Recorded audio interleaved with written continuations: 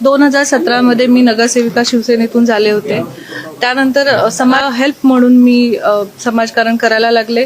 त्यानंतर 2 वर्षाआधी 1-1.5 वर्षाआधी अभिषेकची निर्गुण हत्या झाली. त्यानंतर परत मी समाजकारण करायला सुरुवात केली. पण करताना प्रभागामध्ये जी विकासाची कामं अपुरी राहत होती आणि होत नव्हती, माझ्या लोकांची कामं होत नव्हती, त्यासाठी हा निर्णय घेतलेला आहे. खरं तर ठाकरे कुटुंबांना सोडण्याचं खूप कठीण निर्णय होतं, कारण ते एक माझं परिवार होतं आणि खरं तर त्यांच्याबरोबर मी अखेरपर्यंत माझे ऋणी राहीन, कारण त्यांनी मला एक नवीन ओळख दिली, नवीन चेहरा दिला. त्यामुळे त्यांना मी नाही विसरू शकत. पक्ष सोडताना उद्धव साहेबांशी काही बोलणं झालेलं होतं का? केलेलं आहे की ऋणानु बंद राहतील, निष्ठा मी कायम राहीन, मात्र काही कठीण काळामध्ये तुम्ही निर्णय घ्या. आता देखील तुम्ही बोला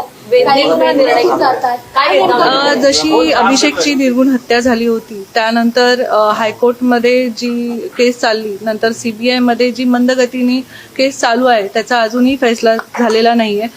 त्यामुळे मी जेव्हा देवेंद्र फडणवीस साहेबांना भेटली, हे आमचे बोलणं झालं की लवकरात लवकर CBIला सांगून ते निर्णय घेतले जाईल आणि जी केसचा निकाल आहे ते निकाल न्याय मिळवून देण्यासाठी तुम्ही भाजपमध्ये आलात का? हो, न्याय मिळवण्यासाठी पण आलेली आहे आणि विकासाची कामं लवकरात लवकर होतील आणि मला पूर्ण संधी मिळेल की विकासाची कामं करण्याची. मला असं वाटलं